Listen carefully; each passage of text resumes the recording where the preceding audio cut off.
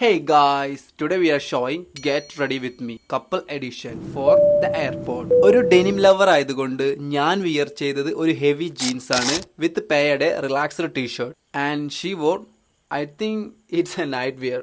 Not night wear, it's a coat set. And yeah, we get dress up, feel amazing, but something is missing, right? മനോഹരമായ ഒരു trolley ഇല്ലാണ്ട് എന്ത് യാത്ര അല്ലേ? So, introducing our new travel partner, Emmy Bags.